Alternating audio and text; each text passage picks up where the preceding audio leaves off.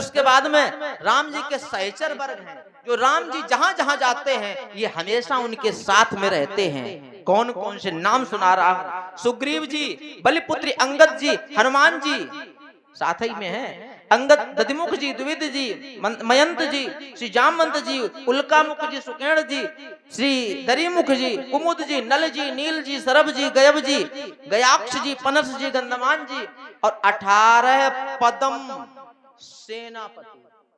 राम की सेना कितनी थी? पदम पदम 18 यूथप बंदर, और ये सेना थी। ये सब इनके सहचर वर्ग हैं। हम तुमसे कह रहे हैं राम जी को गाली न दे, तमाम हैं जो। बोले कौन राम, कैसे राम है? एक बार अकबर ने, सुना दूं, एक बार अकबर ने तुलसीदास को पकड़ लिया, डाल दिया जेल में। बोले ये बहुत राम राम राम राम दुनिया की करता है, सब ढोंग धतूरे फैलाए रहता, चलो बंद हो जाओ जेल में। पकड़वा लिया। उन्होंने कहा मेरा अपराध क्या है? बोले तू इस्लाम को कबूल नहीं कर रहा इसलिए, वगैरह वगैरह। उस कालीन भैया डाल दिए गए। अब संत हैं, लड़ाई कर नहीं सकते, बैठ गए अंदर, भगवान का ध्यान किया। तो सोचा अच्छा डायरेक्ट भगवान से कोई बात नहीं कहना चाहिए, भगवान भी सोचेंगे क्या हमारे सामने रोज रोज कटोरा लेके आ जाते भीख मांगने के लिए है? नहीं, और व्यवस्था है ना उनकी, समझो। तो उन्होंने कहा ठीक है, क्या है बताओ। हनुमान जी का ध्यान किया। बोले हे प्रभु आप हमारी रक्षा करें, मुझे अकारण ही जेल में अकबर ने दिल्ली में डाल दिया।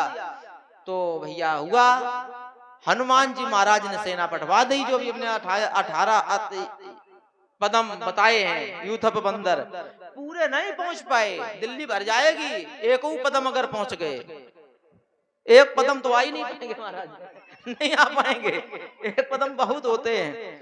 तो महाराज बैठे, तो इन्होंने क्या किया, हनुमान जी को ऐसे नहीं याद किया, साहब वहीं पर हनुमान जी का वज्रंग बाण यहाँ पर, क्योंकि कवि है, रचना कर दी। और जब रचना की तो जब उसमें कहा उठ उठ तो राम दोहाई, जैसे उन्होंने कहा तो भैया हनुमान जी को प्रकट होना पड़ा। कहा चिंता ना करो, मैं व्यवस्था कर रहा हूँ।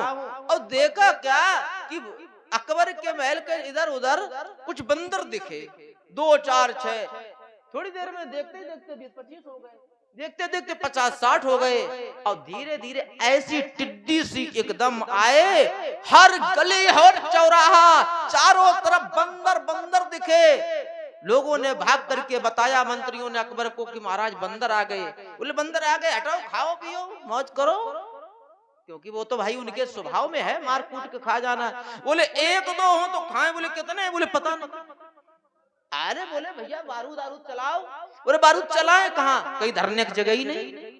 अकबर ने ऊपर से चढ़ के देखा तो कहां कहां तक दिखे ये नहीं पता, लेकिन अकबर जिस खिड़की के झरोखे से देखा तो खिड़की के झरोखे से भी बंदर चिपटे हुए थे।